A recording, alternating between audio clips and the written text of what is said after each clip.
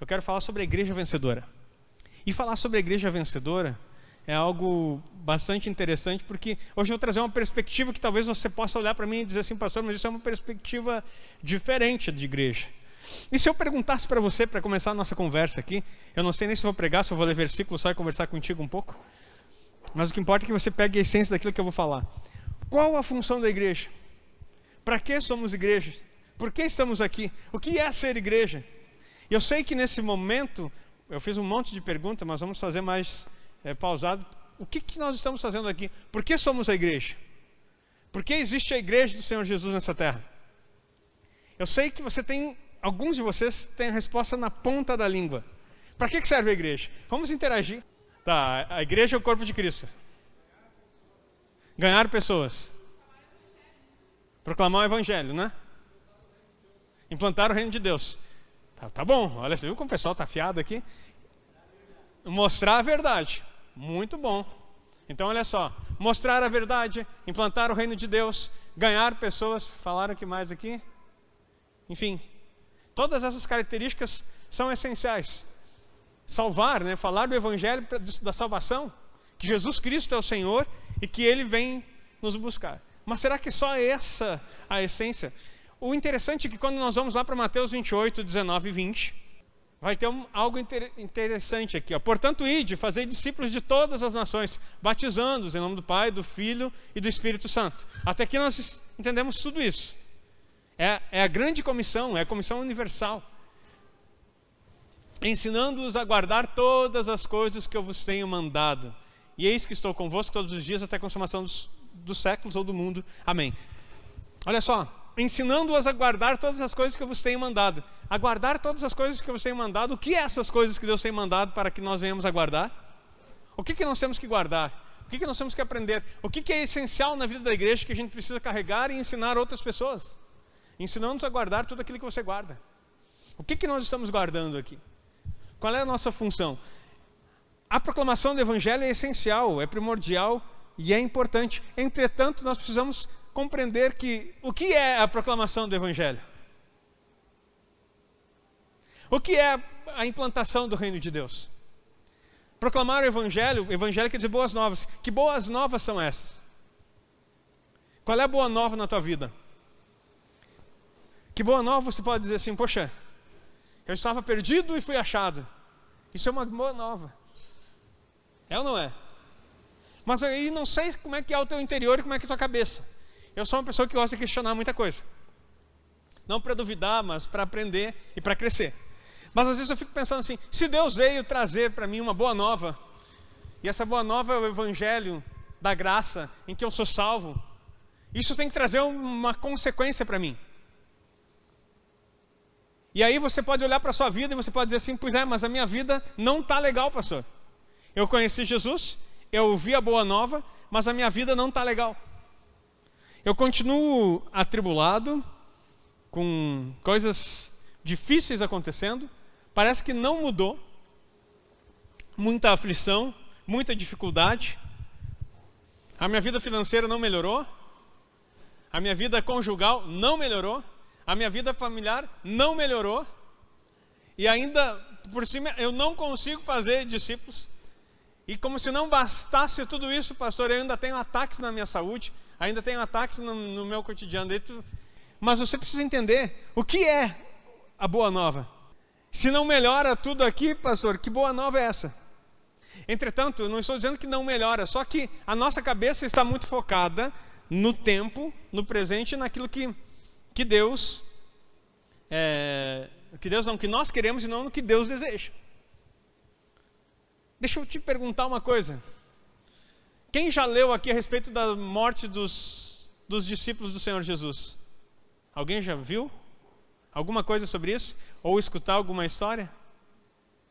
Você sabia que Isaías foi cerrado ao meio? Deixa eu repetir. Você sabia que Isaías foi cerrado ao meio? Isaías, o profeta, que tem a Bíblia, o maior profeta do Antigo Testamento, foi cerrado ao meio. Ele foi atado, sabe como é que era cerrado ao meio? Eles penduravam a pessoa de perna para cima, num tronco atravessado em duas árvores, e pegava aquela serra, não era motosserra, Aquela serra, sabe, que pega um na outra ponta e faz assim, e botava aqui no meio da perna e ia rachando aqui, ó. Assim foi a morte de Isaías. Não, para aí, pastor. Nós vamos falar aqui da coisa boa? O que nós estamos fazendo? A igreja não é uma igreja vencedora? Pois é. E aí? Eu tenho todo o relato deles num livro, de como cada um deles morreu. Tiago, você sabe como é que Tiago morreu? Decapitado. Botavam ele num lugarzinho assim, numa madeira, botavam o pescoço aqui assim, e vinha um romano ou com um machado ou com uma espada. Tiago. Não o que escreveu a carta que está na Bíblia aqui. O Tiago apóstolo. O Tiago que escreveu a carta é o Tiago, irmão de Jesus. Você sabia que ele morreu decapitado? Tá. Vamos pensar. Pedro, você sabia como Pedro morreu? Crucificado. Queriam crucificar ele, se não sou digno de morrer que nem o meu Senhor. Daí os romanos, como são muito criativos, então viram ele de cabeça para baixo. Não quer morrer que nem Jesus? Então faz o seguinte, vira ele de ponta cabeça essa cruz aí. Daí ele aceitou. Tá, pastor, mas hoje é um dos primeiros cultos aqui, esse é o segundo culto do ano, né? Vamos falar uma coisa mais assim, animada? É que o problema é que nós estamos acostumados a andar por ruas pavimentadas, aonde nós não passamos o tempo abrindo picadas e fazendo o caminho. É muito mais fácil a gente olhar e botar defeito na estrada do que quando ela estava um mato fechado ou tudo cheio de pedra, você tem que abrir o primeiro caminho. Então, a gente acha que as coisas do reino de Deus foram fáceis. E deixa eu te dizer, teve alguns que foram jogados para leões. Eram jogados dentro de uma arena e vinham 4, 5 leões e despedaçavam a pessoa. Teve outros que foram queimados vivos, amarrados em postes por Nero. Querido, não desista de Jesus, fica firme até o final da pregação. Eles eram amarrados em postes, tacavam fogo neles e eles iluminavam as ruas de Roma, por Nero. Está sofrido aí, querido? Está difícil a vida? Esse evangelho, pastor. Estou que nem Jó. O senhor não sabe o que eu tenho passado. E aí? João, o apóstolo, amado, morreu de velho, mas foi jogado dentro de um caldeirão de óleo quente. Só que Deus o livrou e nada aconteceu com ele. Mergulharam ele no óleo quente, tiraram ele de lá e ele não se queimou. Assim como Sadraque, Mesaque e Abednego entraram na fornalha e saíram de lá. Porque havia uma promessa que ele morreria, mas mesmo assim o diabo tentou tirar a vida dele de outra forma. Paulo, na sua última viagem, teve um profeta que disse como ele ia ser morto. E daí ele disse, você vai voltar a Jerusalém e lá vão matar você e vai ser decapitado também. Ele tinha a opção de não ir, mas ele foi. E o senhor diz assim, pastor, mas para que isso? Se eu tivesse a opção de não ir, eu não ia. Eu, Aguinaldo, hoje falando, também não ia. Mas havia um propósito, ele sabia que tinha combatido o bom combate, acabado a carreira e guardado a fé. E aí, é muito fácil falarmos do Evangelho quando tudo é favorável. Paulo diz, passei perseguição, fome, nudez. Não sabe o que é nudez? Você já passou por isso? De não ter roupa para vestir? E não porque você queria andar nu, mas porque não tinha condições de comprar algo e ter que ficar em algum momento com nudez. Nudez não quer dizer, querido, não interprete mal a palavra, que ele andou pelado por aí, não. A nudez é não ter o que vestir além da roupa de baixo.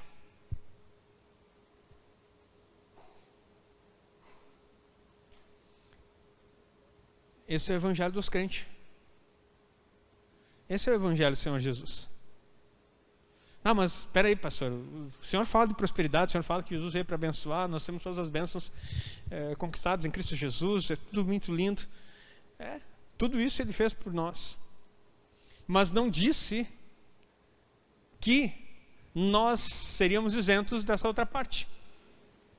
Então, antes de você desistir de Jesus, desistir da igreja, saiba aonde você se alistou.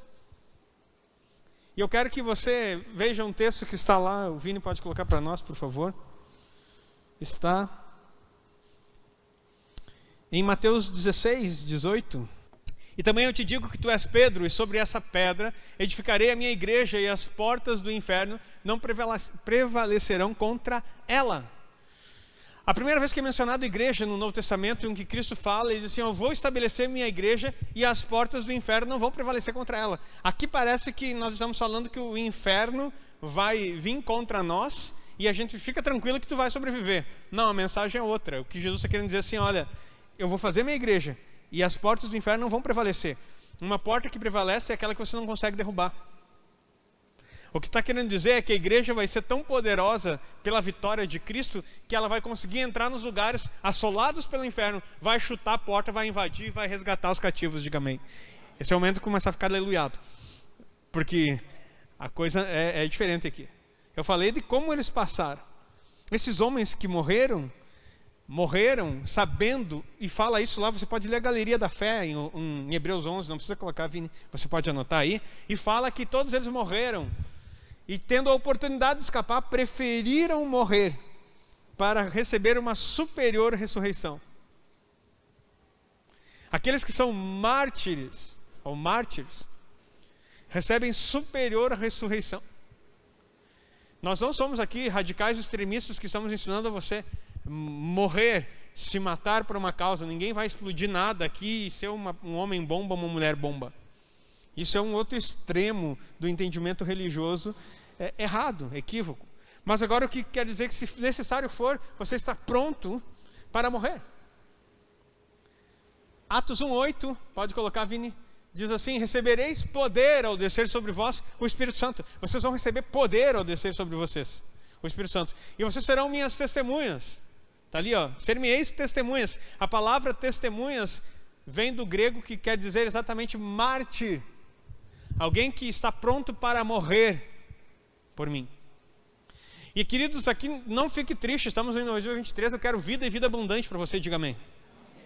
O teu amém foi meio triste, eu acho que tu já está morrendo. Calma, querido, sobrevive até o final do culto. Eu quero vida abundante para você, porque não é essa a ideia de morte. Entretanto, se caso necessário for, você está preparado ou você nega a fé por uma situação adversa na sua vida? Muitas pessoas que eu encontro em Giró, porque essa igreja, se todos que passaram por aqui permanecessem, nós já teríamos mais de 1000 pessoas aqui. A grande queixa é que Jesus não abençoou, que Jesus não fez, que Jesus isso, Jesus... O Jesus que as pessoas procuram é o gênio da lâmpada, que você esfrega, faz os teus pedidos e tem que ser atendido. E se não atende no tempo, da forma que você espera, eu me dou o direito de reclamar dele, me magoar com ele e abandoná-lo ainda. Agora Jesus vai ver sem mim. Quero ver como é que ele vai ser Deus sem a minha vida. A maioria das pessoas ficam assim. E daí, como elas não têm a autorresponsabilidade ou o sentido de perceber que falhamos, erramos e estamos aqui na igreja. A igreja é um lugar de conserto, de comunhão, de aliança, de renovo, de nós sermos abastecidos, mas as pessoas preferem sair daqui e colocar a culpa em alguém, terceirizar a responsabilidade, porque é muito mais fácil eu culpar você pelas mazelas da minha vida, ou pela minha falta de perseverança, ou pela minha falta de oração, ou por eu sequer desejar buscar a Deus. Então eu ando com alguma pessoa esperando que ela complete a minha vida. E quando isso não acontece, eu abandono a igreja, abandono Jesus, abandono as pessoas, porque eu não fui feliz com aquela pessoa. E ainda eu me dou o luxo de falar mal daquele que me ganhou, daquele que andou comigo, daquele que me resgatou lá, usado como instrumento de Deus. Porque no final das contas, ele não supriu a minha necessidade. Isso ainda quando fala de pessoas, ok, mas quando isso é projetado para Deus, que terrível. As pessoas começam a falar que Deus abandonou, que Deus não guarda, que Deus não ama, que Deus não quer, que Deus isso, Deus aquilo, e não consegue compreender a dimensão das coisas de Deus. Jesus projetou a sua igreja para que prevaleça contra o inferno. E aqui há algo importante que você precisa saber. E a igreja vencedora é uma igreja preparada. É uma igreja que entende o mundo espiritual. Eu anotei vários versículos aqui e quero te dar mais um. 1 João 3,8. Eu vou te explicar algo aqui que vai ser fundamental. Que eu, em tempo de igreja que tem, eu fui 23 anos ovelha numa igreja. 23 anos, antes de pensar em ser pastor. Depois, mais como pastor, já estou fechando 15 anos como pastor. Então, fora os 23, mais 15, é uma vida inteira. Como se diz, eu nasci na igreja. Graças a Deus. Mas eu, em todo esse tempo de vida, estou com 44 anos, não ouvi alguém me explicar o que eu vou te explicar hoje aqui. Ninguém me disse isso. Então, se eu fosse você, já pegava a caneta, pegava o papel, pegava o celular para anotar, porque vai ser importante. Quem pratica o pecado é do diabo. Tá, deixa eu falar de novo aqui para não dizer que o pastor está dizendo que alguém é do diabo. A Bíblia diz, 1 João 3,8, que quem pratica o pecado é do diabo. Espera aí, aqui começa uma complexidade. Mas se eu estou na igreja, como que eu vou ser do diabo? Eu sou de Jesus. Você está praticando pecado? Não responda. É só uma pergunta retórica. Você é do diabo. Mas não pode, eu fui comprado pelo sangue do Cordeiro. Você está na prática do pecado? Você é do diabo. O diabo é teu dono? Não, você é dele. Porque no momento, agora preste atenção o que é ser do diabo. É estar sob o controle dele. É ser um escravo. Você pode ter aceitado Jesus. Você pode ter recebido ele no seu coração. Mas você continua praticando o pecado. Você é escravo do diabo. E ele tem domínio sobre você. Você pode ser crente. E o diabo tem domínio sobre você. Porque o pecado continua sendo praticado na sua vida. Pastor, mas não é bem assim. Porque quando Jesus nos resgata, ele faz todas as coisas. Hoje eu dei risada, né? Eu fiz um post numa das redes sociais ali. E passou de 150 mil de ontem para hoje visualizações. Só pelo título. Cristão pode ficar endemoniado? E daí tá assim, ó. E daí um rapazinho, deve ser um jovem, deve ter uns 20 e poucos anos. E daí eu fui ver, né? Eu leio assim, né? Só para ver, não fico discutindo com ninguém. Mas ele colocou assim: como faz falta o básico de teologia na vida de uma pessoa. Por causa que eu falei essa frase, né? Aí eu fui ver o rapaz, né? O que ele tem de vida, acho que eu tenho de teologia, né? O que ele acha que falta o básico. Mas daí eu fui ver assim, vamos ver qual é o poder de influência desse jovem, né? 99 pessoas seguindo ele, né? E eu digo assim, uau! Que pessoa influente na sociedade para falar a respeito de alguma coisa que desconhece. Só que a gente veste uma camiseta da religiosidade e não consegue perceber coisas profundas de Deus. A coisa mais simples que a igreja precisa aprender é que crente pode ficar endemoniado, sim.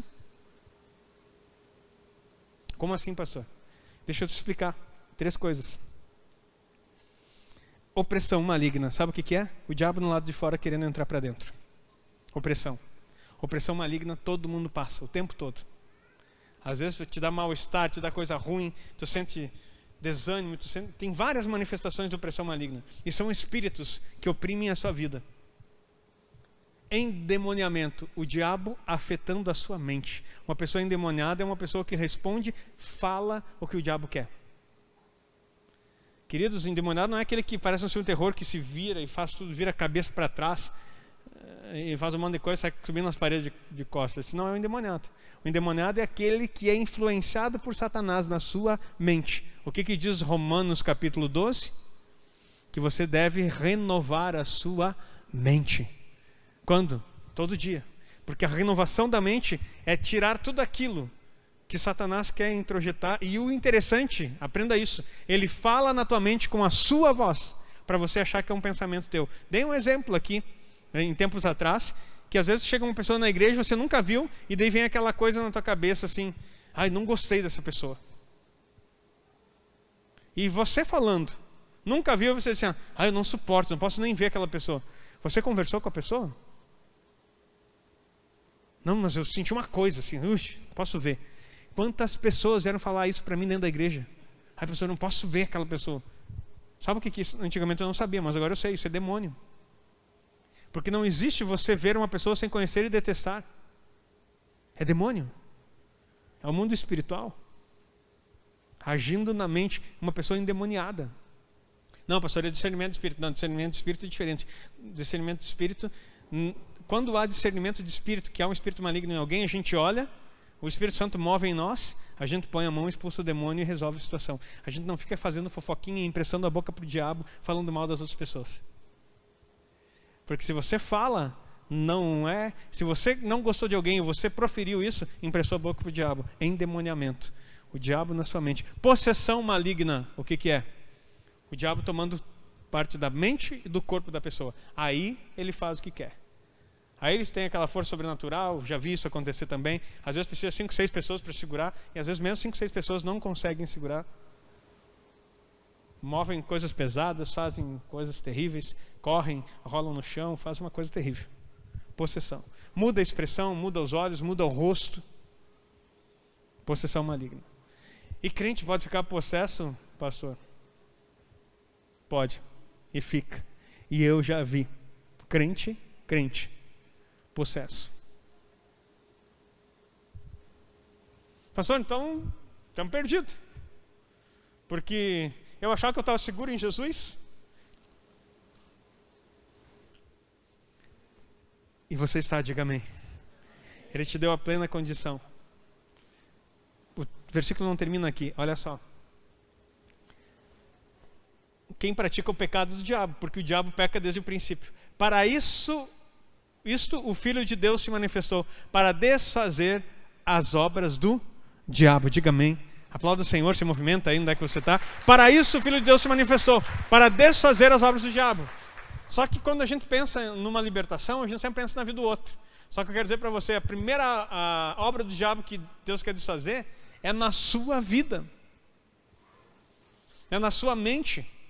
É nas tuas atitudes. O que isso tem a ver com a igreja vencedora? A igreja vencedora é aquela igreja que ela percebe que há algo muito mais sério para se resolver do que a boa nova de anunciar a Cristo. Alguém vai ouvir eu falar, só se fizer um corte dessa parte, vai dizer que eu sou um herege. Não tem coisa mais importante que anunciar a Cristo. Mas eu estou querendo dizer assim, eu quero dizer para você, Jesus te ama, Jesus morreu para te salvar, e falar isso, ou entregar um cartãozinho e dizer assim, ó, Jesus ama você, e sair correndo, não resolve nada. Se a pessoa está endemoniada, ela vai guardar, o demônio vai até ler, né? Oh, que legal, esse texto, que igreja interessante, oh, maravilha. E vai ter libertação? Não. Não, pastor, mas não é assim. Porque se ele lê a palavra do Evangelho, ele é liberto. Vamos dar um pulinho lá em João 8. Mas vamos começar no 30. João 8, 30. Olha o que diz lá. Dizendo ele essas coisas, muitos creram nele. E dizia, pois, aos judeus que criam nele. Para quem que ele dizia? Aos judeus que criam nele. Primeiro princípio, tem que crer nele. Se vós permanecerdes na minha palavra, verdadeiramente sereis meus discípulos. Então, a conversa começa aqui, não lá no 32. Primeiro, creia nele, eu creio. Eu permaneço na palavra dele e sou um discípulo. Um discípulo é aquele que é chamado, lembra lá em Lucas, que ele faz aquele chamamento dizendo assim, quem quiser vir após mim, negue-se a si mesmo, tome cada dia a sua cruz e siga-me. Princípio do discipulado. Se você não faz isso, você não é discípulo. E se você não é discípulo, o discípulo então ele se propõe a negar-se a si mesmo. Negar-se a si mesmo, as suas vontades. Tomar cada dia a sua cruz. A cruz não é o esposo, não é a esposa, não é a sogra.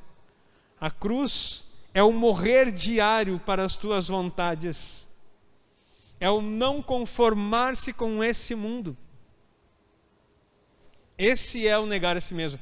É dizer, eu não faço parte desse território. Lucas 9, né? e dizia a todos: se alguém quer vir após mim, negue-se a si mesmo, tome cada dia a sua cruz e siga-me. Olha o próximo, o que diz o 24. Porque qualquer que quiser salvar a sua vida, perdê-la-á. Mas qualquer que por amor de mim perder a sua vida, a salvará. Essa versão correta seria a vida da alma. Sabe o que quer dizer vida da alma? Vida da alma é a vida das tuas vontades, das tuas emoções. Então quem perde a sua vida da alma, começa a ser um discípulo. Agora eu pergunto aqui, eu vejo que nós trabalhamos com célula, e vamos voltar com célula depois das minhas férias, e eu quero trabalhar firme nisso. Mas as pessoas dizem assim: pastor, os meus discípulos. Às vezes eu fico preocupado, porque está cheio de discípulos das pessoas mesmo. Nós tivemos muita célula aqui, e as pessoas que levantaram foram discípulos de quem era o líder de célula. Eu quero saber se você é discípulo de Jesus. Ser meu discípulo é a coisa mais fácil que tem. Na hora que não gostar mais, tchau. Agora, ser discípulo de Jesus, a coisa muda de figura. De quem você é discípulo? Paulo diz: sede meus imitadores, como eu sou de Cristo. E não ao contrário. Porque tem pessoas que querem imitar as outras pessoas e querem ter as pessoas como modelo. Nenhum de nós pode ser modelo dos outros. Nós somos exemplo. Modelo só tem um: Cristo. Então, se o meu exemplo não está conforme o modelo, pode continuar me amando, mas não precisa me seguir. Porque as pessoas que não seguem a Jesus não merecem o teu desprezo.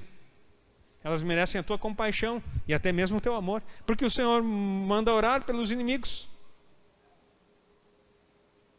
Agora, se ela não está no padrão de Cristo, não precisa segui-lo. O detalhe é que a carência é tão grande que as pessoas estão seguindo qualquer um. E esses dias eu vi, não vou citar nomes aqui, mas vi uma cantora famosa só no meio gospel, que teve numa igreja onde o pastor também disse que a Bíblia precisa ser atualizada. E teve lá, ela está totalmente mundana, cantou músicas que não são de Jesus, levou a igreja inteira para cantar, e ainda debochou da fé, e disse: achei que nunca mais iam me chamar para cantar numa igreja, e debochou.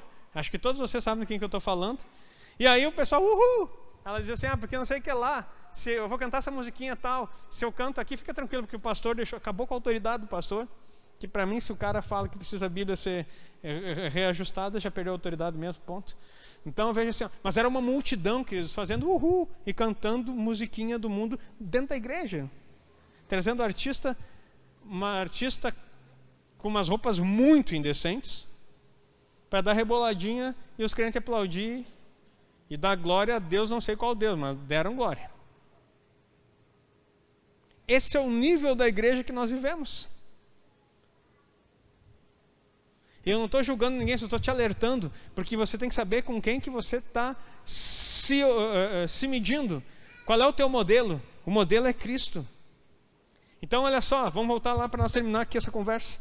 E conhecereis a verdade. Pronto, primeira coisa, negou a si mesmo, começou a seguir Jesus. 32, e conhecereis a verdade, e a verdade vos libertará. Sabe por que as pessoas não são libertas? Porque elas não creem. Segundo, porque elas não são discípulos. Terceiro, elas não conhecem a verdade. Porque eu não posso fazer você conhecer a verdade hoje, se você não creu no Senhor Jesus, se você não decidiu negar-se a si mesmo, entregar sua vidinha da alma, vidinha da alma porque ela é pequena mesmo, e deixar que o Espírito reine em você. Está na hora de você viver a vida de Deus. E aí você vai experimentar. Só que eu quero dizer para você que a vida de Deus, ela é um treinamento intensivo. A igreja vencedora, aqui está falando que o Filho de Deus se manifestou para destruir as obras do diabo. Eu não vai dar tempo de citar toda a Bíblia, eu gosto muito de citar versículo para fundamentar.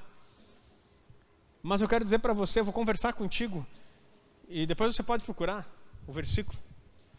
Mas assim, Jesus ele veio nesse mundo, porque algo aconteceu lá no princípio, e é isso que eu disse que não ouvi ninguém falar, eu vou falar para você. A autoridade do homem que foi dada por Deus lá a Adão foi roubada por Satanás. Sabe por que a autoridade de Adão foi tirada? Porque Deus deu uma palavra para Adão. E ele tinha que seguir a palavra, a verdade. E Adão, na hora que Satanás colocou a palavra dele, Ele duvidou da palavra de Deus e seguiu a palavra de Satanás. Tudo é uma questão do que Deus falou e de como e quem você quer entender. Havia uma árvore da vida que é Cristo, que está disponível para nós hoje, diga amém. Mas o homem escolheu a árvore do conhecimento do bem e do mal, a árvore do conhecimento. A sociedade de hoje despreza a árvore da vida pela árvore do conhecimento. Ela pensa que o conhecimento vai lhe trazer vida, mas pelo contrário, trouxe morte e não mudou, continua sendo assim. O conhecimento nessa interpretação das árvores, você precisa perceber. Então, nessa jogada aí estratégica de Satanás, ele roubou tudo que era dado ao homem. Toda a autoridade foi para Satanás. E o homem ficou sem autoridade sobre a terra. E aí Satanás, o próprio Senhor Jesus, chama ele de príncipe desse mundo. O mundo jaz no maligno. Eu vou te dizer uma coisa. Esse mundo em que você está, não tem nada para você. Diga amém. Não, pastor, como não tem nada, pastor? É coisa boa aqui. Aqui a gente pode prosperar, a gente pode ganhar dinheiro, a gente pode ser criativo, pode... Não, calma. Não vamos ser extremistas nem ignorantes. Esse mundo não tem nada para você. Não ameis o mundo, nem o que há no mundo. Porque aquele que ama o mundo, o amor do Pai não está nele. Se você ama esse mundo e você acha que tudo isso aqui foi construído para você apenas no desfrute, sem entendimento de reconquistar, você vai se perder. Quando foi roubado do homem toda essa autoridade que ele tinha sobre as coisas, teve que vir Cristo. E aí Jesus veio e venceu todas as coisas, diga amém. Jesus venceu todas as coisas por você. E deu para você, através do nome dele, uma chave de acesso.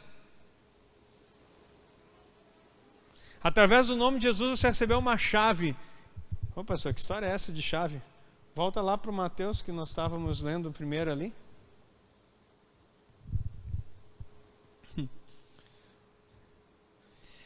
A igreja é isso. No verso 19 do capítulo 16 de Mateus. Mateus 16, 19.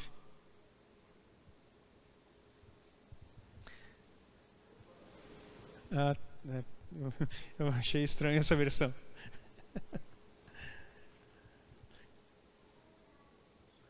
Mateus 16, 19. Eu te darei as chaves do reino dos céus. Pronto. Se tu acha que o pastor está falando bobagem, Pedro recebeu a chave do reino dos céus. Tudo que ligares na terra terá sido ligado nos céus. E tudo que desligares na terra será desligado nos céus. Queridos, há uma chave na tua mão para você acessar as coisas espirituais. Dado por Cristo. Para aquele que se chama igreja, você e eu reunidos todos juntos. Então a igreja é uma agência do reino de Deus. Reino tem um rei. Rei tem território. O território tem pessoas. E essas pessoas precisam ser reconquistadas. Por que nós estamos aqui? Lembra que a primeira pergunta é qual é a missão da igreja? Então estamos aqui para recuperar um reino. A igreja é uma agência de guerra para tomar do inimigo aquilo que nos foi roubado. Diga amém. Então, acho que tu entendeu. A igreja é uma agência do reino de Deus que no nome de Jesus tem a chave para recuperar tudo aquilo que foi roubado no mundo espiritual. E isso é com batalha. Tá, mas Jesus já venceu tudo, pastor. Venceu para que você possa vencer. Você só é vencedor porque Ele venceu. Você não teria poder, mas Ele colocou em você o Espírito Santo, Atos 1:8, poder para fazer aquilo que Ele fez. Continuar a missão. E é muito o palavreado aqui é muito parecido com a ideia militar. Eu sei que tem gente que não gosta de militar, e isso é um problema de quem não gosta. E não estou aqui falando nesse lado, porque o exército não surgiu no exército brasileiro ou o exército das nações. O primeiro exército no mundo é chamado os exércitos de Deus. Está mencionado na Bíblia, quem cria a ideia de categorias, hierarquia, foi Deus, não foi o homem. O homem só modelou e copiou isso para a terra. Como no céu, como é na terra como é no céu. Então é isso que aconteceu. Mas o Senhor, o primeiro exército montado foi o dele. Então ele tem uma ideia nesse lado de treinamento. Então, Efésios capítulo 6, não vamos abrir agora, fala sobre uma batalha espiritual, guerra. Em Timóteo, deixa eu ver se eu anotei esse de Timóteo aqui para abrir para você. 2 Timóteo 2, 3 e 4. Tu, pois, sofre as aflições como bom soldado de Jesus Cristo. Espera aí, para tudo, volta ali. Tu, pois, sofre as aflições como bom soldado de Jesus Cristo. Alguém tinha lido essa parte no contrato?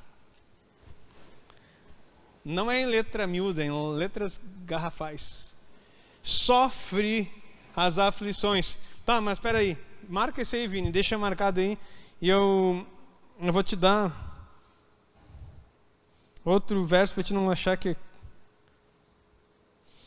João 16:33 vai dizer assim: eu disse essas coisas para que em mim vocês tenham paz. No mundo vocês terão aflições, mas tenham bom ânimo. Eu venci o mundo. Quem está no mundo aqui, levanta a mão. Você está nele, mas não é dele. Enquanto você estiver nesse mundo, você vai ter o quê? Aflição. Como que nós enfrentamos as aflições? Volta lá para o versículo anterior. Como bom soldado de Cristo. Agora você sabe o que é um soldado? Por isso que eu não entendi o porquê que eu fui para o exército, porquê que Deus me permitiu ficar lá o tempo que eu fiquei. Porque o soldado é um bichinho estranho. Ele não deve bater bem. Eu vou dizer assim que todo soldado ele tem que ter algum problema. Porque ele gosta de sofrer. Ele não quer sofrer sozinho, mas no coletivo ele vai junto. Morde o beiço e depois vive uma desgraceira de treinamento. Tem algumas coisas que fizeram comigo no quartel assim, de treinamento físico, que até hoje não entendi a utilidade, a não ser trabalhar o meu psicológico. E que eu olhava, mas o bom é que você não estava sozinho. Tu olhava para o teu companheiro no lado e nós estávamos juntos sofrendo na mesma situação. Sofrer, e assim, ó, aflições. No meu tempo estava saindo, quando eu servi, estava saindo fora um exercício chamado canguru. Mas tinha alguns militares, oficiais, que eram da antiga, que gostavam muito do canguru. Sabe o que é o canguru? Você atravessa o fuzil nas costas e faz esse exercício assim, ó. Só que saltando. Eu não vou fazer porque recém eu sarei do dedinho. Porque tu dá um salto, quando tu levanta, assim como se fosse um agachamento, salta, troca a perna e baixa de novo. E o legal é que isso dói muito as tuas pernas e câncer, e às vezes acontece até de pessoas estourarem o joelho. Mas era um exercício comum na minha época de exército. E sabe qual é a finalidade? Simplesmente por causa que você, na hora de fazer o sentido, você atrasava e batia atrasado o teu toque, 20 cangurus. Vai lá. 10 flexões, como dizia um soldado, amigo nosso, eu não desço para fazer menos que 30. E aí o sargento olhou para ele, então tu vai fazer 50. Aí o menino era bom, ele fez 50 com uma mão para o sargento. Ele fazia 300 flexão. Então, tudo bem, esse era meio Rambo. Mas agora assim, ó, a não ser para essas coisas de impressão, qual é o objetivo de um treinamento desse? Mas quando você passa por uma situação, havia momentos em que você tinha que fazer uma marcha de 12 quilômetros. Eu fiz a marcha de 8, 12, 16, 24 e 32 quilômetros. Você põe a mochila nas costas, você pega o fuzil. Graças a Deus que no meu tempo já tinham tirado essa questão do capacete aço e fibra. E você sai caminhando para fazer uma marcha, uma caminhada de 32 quilômetros. Para fazer um treinamento, caso num período de guerra você tenha que fazer isso aí. Queridos, não sei se você já caminhou 32 quilômetros. É interessante, eu agora, antes do acidente um pouquinho, estava fazendo uma marcha profética de 12 quilômetros. Eu chegava em casa assim com um pezinho doído. Isso que eu estava de tênis, não era coturno. Mas existem treinamentos que você precisa entender, que fazem parte do teu dia a dia, e são coisas que não são ataques malignos, mas são preparação, preste atenção, mas são preparações para que você vença os ataques. Preparações para vencer os ataques. Você está bem treinado?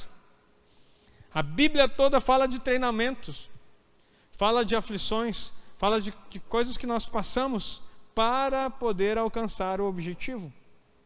Uma igreja vencedora não é uma igreja que ela senta para esperar as bênçãos do Senhor Jesus. É uma igreja que está disposta a abrir mão da sua própria vida para fazer a vontade do céu na terra. Porque o céu na terra não é você que comanda, é Deus que comanda você. Quando a gente diz, venha o teu reino, seja feita a vontade na terra como é no céu, você não está dizendo, Senhor, eu quero concordar com o que o Senhor faz, mas eu tenho aqui uns pedidinhos para fazer. Não, você simplesmente tem que dizer para Ele assim, ó, faça o que tu queres, eu estou aqui disposto a fazer. Eu estou disposto a ser treinado para enfrentar isso. Então, tem que sofrer as aflições como bom soldado de Jesus Cristo. Vai lá o próximo versículo, o 4. Ninguém que milita se embaraça ou se envolve com negócios dessa vida. Olha que exemplo interessante. Ninguém que está numa luta, ninguém que está numa guerra, e você está numa guerra. O mundo espiritual é o tempo todo guerreando. Você, enquanto estiver nessa vida, você vai estar em batalha. É como se fosse um pelotão do exército de pronto emprego, aonde você todo dia, a qualquer momento, não tem escala de serviço, é sempre. Você está no pronto emprego, você pode ser acionado a qualquer momento. O meu avô foi em pracinha, não foi reconhecido porque ele não sabia escrever. E na hora de assinar os papéis, ele não era alfabetizado. Na hora de assinar os papéis ele não conseguiu, não sabia nem desenhar. E aí na pressa lá ele não conseguiu. Graças a Deus, porque se tivesse sido reconhecido talvez eu não existiria. Porque nesse processo ele conheceu minha avó. Fecha o parênteses. Mas enfim, ele ficou 5 anos no pronto emprego servindo no Rio de Janeiro. Embarcou 3 vezes no navio para ir lá onde teve a tomada de Monte Castelo. Só que quando chegava assim, outro livramento, que eu não sabia como é que era. Meu avô não contava se ele era um bom militar ou não, mas ele era apaixonado pelo exército. E ele olhava para mim e dizia assim, tu vai servir o exército, e tu vai ser do pelotão especial. E eu fui. E ele chegava, quando chegava na vez dele assim, chegava um sargento assim, daqui para trás, pode voltar tudo, descer tudo do navio que não vão ir dessa vez. 3 vezes ele foi, embarcou, e faziam assim daqui, e ele estava no povo que tinha que descer de novo para não ir para a guerra. Então, só que você está o tempo inteiro pronto para ser acionado. A qualquer momento podem utilizar você. E agora vem a minha pergunta. E não vou falar aqui muitas coisas. Mas Jesus venceu tudo já para nós ou não? Sim ou não? Jesus venceu todas as coisas ou não? Está em dúvida aí, querido, vou te dar um versículo aqui. Colossenses 2,15. E despojando os principados e potestades, os expôs publicamente, e deles triunfou em si mesmo. Vai o 16 para nós vermos. Portanto, não, é isso até o 15 mesmo. Então, olha só, ele despojou todos os principados e potestades. Ele derrotou tudo que precisava derrotar, para que eu e você tivéssemos esse acesso. Agora, nós temos condições de militar, de batalhar, de guerrear contra aquilo que é do maligno direcionado à nossa vida. Existem várias formas de vencer essas guerras, mas você precisa entender que não é porque você é de Jesus, bonitinho, que você creu, que você está tranquilo.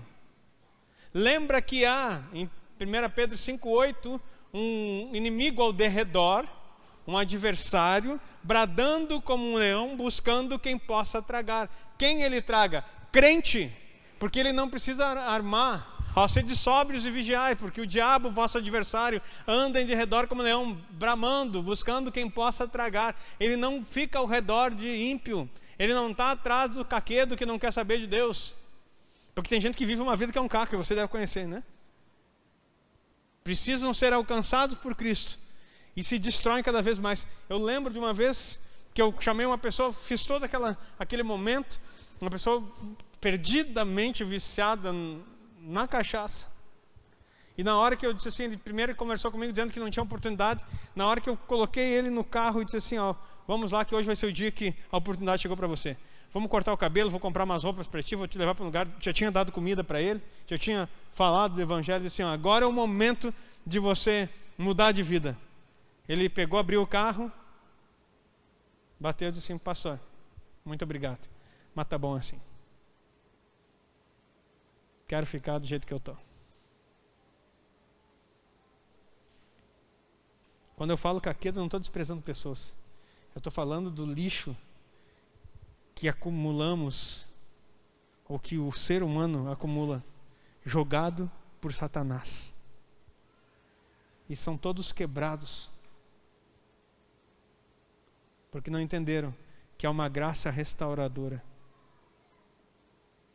Queridos, a igreja que vence é a igreja que ela não está dormente. É uma igreja que ela vigia e ela entende que precisa tomar uma atitude.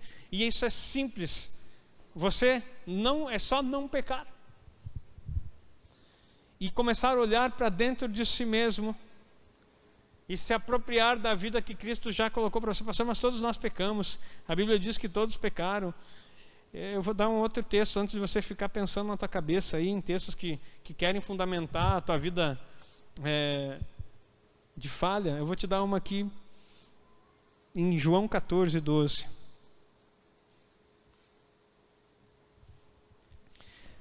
O que é o primeiro princípio para ser discípulo? Tem que crer. Aí ser discípulo, aí conhece a verdade e vai ter libertação. E olha só, em verdade vos asseguro que aquele que crê em mim, vos digo, que aquele que crê em mim também fará as obras que eu faço e as fará maiores do que essas, porque eu vou para o meu Pai. Olha só que maravilha isso, através do Espírito Santo. Quando a Bíblia fala que quando nós estamos em Cristo, o nosso espírito se une ao dele. Não há dois espíritos mais. Você está em Cristo, o teu espírito é o espírito de Cristo. Eu não sei se você compreende isso. Vê se tu acha aí, Vini, esse versículo que diz que somos um espírito com Ele. Aquele que se une a Cristo é um espírito com Ele. O que a Bíblia está dizendo? A partir do momento que você está em Cristo e você percebe e entende que você está nele, o teu espírito é um com o espírito dele. E o que Deus é? Deus é espírito. Jesus é corpo. Ele está onde? Aqui na terra? Não, ele foi assunto aos céus. Lembra? Que lá em Atos os anjos disseram, está vendo esse Jesus que subiu aí? Do mesmo jeito que ele vai voltar aí. Fica tranquilo que em breve isso acontece. Então Jesus vai voltar em carne, do jeito que subiu. Mas hoje quem age através de nós é o Espírito. Mas o que se ajunta com o Senhor é um mesmo Espírito.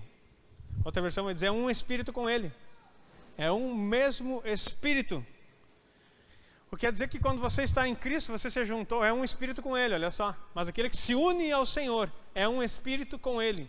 Isso quer dizer que o Espírito que tem em você aí se torna o Espírito de Cristo. Então, queridos, isso resolve muita coisa, porque na hora da batalha espiritual, na hora das coisas que nós temos que vencer, das aflições que nós temos que passar, você tem que lembrar de Jesus. Jesus teve um momento muito crítico, onde ele estava orando antes da crucificação, que ele era 100% homem nessa terra aqui. Abriu mão da sua glória, fala em Filipenses capítulo 2, de todas as suas prerrogativas divinas e se fez homem para poder cumprir. E chega um momento que ele olha e diz assim, Pai, todas as coisas são possíveis. Se possível, passa de mim esse cálice. E ele estava em grande angústia. Agora, todavia, não seja feita a minha vontade, mas a tua. E ele ora 3 vezes assim, e chega a suar sangue. Ele não estava com medo da cruz, ele estava sentindo o peso do pecado de toda a humanidade, o meu, o teu, daqueles que vão nascer, aqueles que já passaram. Era esse o cálice que ele não queria beber, mas todavia ele queria cumprir a vontade do Senhor. Ei, aprenda, há coisas que você vai ter que passar, e entender que não é a tua vontade, mas é a vontade do Senhor em trabalhar você. E dessas guerras, dessas lutas, você vai sair vitorioso, diga amém. E mais forte e preparado para ser o que Deus espera de você. Ele não pode te colocar em lugares altos, e lugares altos não pensa no que a sociedade está denegrindo, de achar que você vai ser o melhor dos outros. Não, lugares altos no sentido é em lugares que Ele quer que você esteja, para cumprir a vontade dEle, sem que você esteja preparado para isso. É o que a gente chama de mudar de nível nas coisas. Você não pode mudar de nível sem ter um treinamento.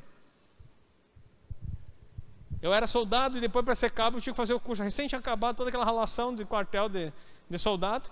Aí começou o curso de cabo. Tudo de novo. E daí, quando eu terminei a relação do curso de cabo, eu passei para sargento. E aí Deus me tirou de lá, não precisei ralar no de sargento, porque acabou o tempo. Eu disse, chega. Então, assim, é um constante treinamento. Sem treino não há. Hoje as pessoas... Eu comprei 9 livros agora para as férias, para dar uma descansadinha na cabeça, daí a gente lê pouco. Não começou as férias ainda, já estou no livro 4. Já li 3. E estou assim, indo devagar, porque eu estou assim, tentando ser mais pausado. Queridos, eu fiz um cursinho chamado Leitura Dinâmica, para te aprender a ler na velocidade 2, onde você vai passando o dedo assim, você vai lendo. Uma página em menos de 1 minuto. Mas não pensa que eu comprei o cursinho, daí depois que eu paguei lá, pronto, já veio sobre mim. Eu vi uma vez um meme na internet com um gurizinho, era oriental, não sei de que lugar, ele estava estudando, ele fazia assim.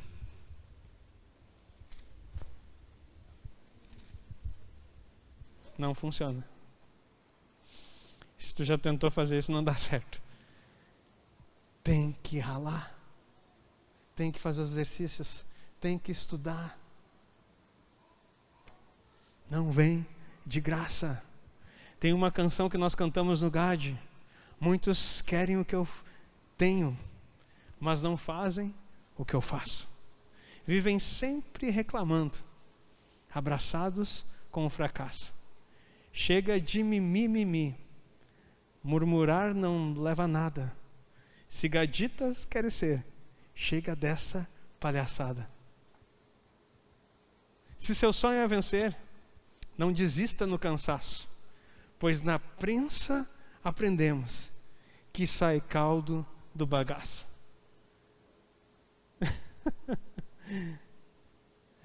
Para o óleo escorrer, tem que moer cada pedaço. Se gaditas queres ser, tua unção não vem de graça. O detalhe é que nós queremos que, já que é pela graça, tudo vai ser sem valor algum. A graça é a capacidade que Deus nos deu de acessar aquilo que eu e você jamais poderíamos fazer. Aí pela graça Ele diz assim, está aqui, está pronto. Mas agora pegue as chaves, treine, não desanime. Queridos, nós vamos passar por tribulações, mas não desista no caminho, porque o Senhor venceu. E você é mais que vencedor pelo sangue de Jesus. Eu quero orar com você e dizer que 2023 vai apresentar grandes desafios. E você vai ter que identificar em você, porque o maior inimigo que você precisa vencer não é Satanás. Como não, pastor? Deixa eu te dar uma notícia. Ele já foi vencido. Ele já foi vencido. Sabe por que ele tem oportunidade em você? Porque você não venceu você mesmo ainda. Quem quiser ganhar a sua vida, perde-la. E há pessoas que estão querendo ganhar a sua vida e estão perdendo para o diabo, porque ele é ladrão daquilo que você tenta ganhar. Agora, se você já entregou e a sua vida está escondida em Cristo, em Deus, Ele nunca vai acessar. Aquele versículo que nós estamos, tem falando lá,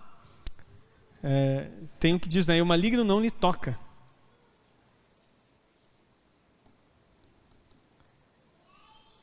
O diabo não pode tocar você porque você está em Cristo, não porque você se converteu. O diabo não toca em você não porque você aceitou Jesus e frequenta a igreja, é porque você está nele. Senão ele toca assim. Ele mata, rouba, destrói. Sabemos que todo aquele que é nascido de Deus não peca. Ó, de novo. Não peca. O pecado se você tem estudado o tribunal celestial conosco, você sabe que pecado é uma autorização para o diabo te atacar. Cada vez que você peca, você pode vir com tudo, mas vem mesmo. E ele vem porque ele vem para matar, roubar e destruir. Ele não vem brincando. Você pecou, deu uma autorização, pode entrar aí, esculhamba com tudo. Sabemos que todo aquele que é nascido de Deus não peca, mas o que de Deus é gerado, o que é de Deus gerado? Vos é necessário nascer de novo, gerado dele. O que de Deus é gerado, conserva-se a si mesmo. Como conserva-se a si mesmo? Porque ele está protegido em Cristo. E o maligno não lhe toca. Finalizo aqui apontando as coisas para você ficar bem claro. O mundo espiritual, Deus colocou a igreja aqui nesse lugar para vencer as batalhas. Você só está aqui para vencer batalhas. Ganhar o reino e só se apoderam dele aqueles que se esforçam, é o que é? Você vencer todo o principado maligno, todo o espírito maligno, todo o demônio, tudo aquilo e toda a cilada do diabo, você se conservar puro nele, se santificar e você entrar nele. Então o teu entrar no reino, né? A tua vida não é para ganhar outras pessoas para Jesus. Isso é um processo. Mas é para você ser ganho para Cristo primeiro. Alcance dele o que você precisa. Seja nele o que ele deseja que você seja. Aí você terá condições de ser luz na vida dos outros. Porque se você for treva, quão grandes trevas você vai estar. Então deixe Jesus libertar você de todas as coisas. E comece a fazer a análise da sua vida. E ver o que está mostrando o seu pecado. Você está continuando fazendo as mesmas coisas? Então mude. E você vai ser uma agência de mudança do reino de Deus a quem está ao seu redor. Deus está nos chamando para uma grande batalha. Os vencedores não vão batalhar só nos céus. Descobri isso. Não é depois que tu for arrebatado. A batalha nos céus dos vencedores começa antes do nosso arrebatamento. Diga amém. Quem é vencedor tem que se preparar para isso. Se coloque em pé, eu quero orar por você. Em nome de Jesus. Pai, em nome de Jesus, eu quero orar pela tua igreja. Pai, que hoje venha um entendimento na nossa mentalidade definitivo, Pai, de saber que o reino é teu, que o reino é eterno, o Senhor já conquistou, mas que precisa passar pela nossa mão. Nós somos aqueles que o Senhor escolheu para a tomada de território. E que cada um dos teus filhos comecem nessa noite a tomada de territórios no nome de Jesus, pelo poder do sangue de Jesus. E o território mais precioso que eles precisam tomar nessa noite, Pai, é o território da mente deles. Porque é onde Satanás tenta todo o tempo roubar. Pai, em nome de Jesus, todo espírito maligno que vem contra o pensamento da mente de Cristo estabelecido nos teus filhos, eu declaro falido nessa noite em nome de Jesus. Que haja entendimento, que haja, ó Deus, uma porta aberta dos céus, trazendo, Pai, diretamente do teu trono da graça, a tua voz, aquilo que o Senhor precisa comunicar, e que não haja impedimento, todo sofisma, toda fortaleza de mente, ó Deus, maligna, que tenta impedir que o conhecimento do céu venha sobre a mente do teu povo, caia por terra agora, em nome de Jesus. E que a tua igreja, Senhor, comece a viver tempos de alinhamento com as épocas, com os tempos do céu, e que o Senhor possa mostrar, ó Deus, nesse período, a grandeza da tua glória, e para aqueles que te amam e querem fazer a tua vontade. Eu abençoo a tua igreja, Pai, e declaro esse novo tempo, esse novo entendimento, e que haja um conhecimento do mundo espiritual e uma libertação no físico, no espírito e na alma, em nome de Jesus. Amém.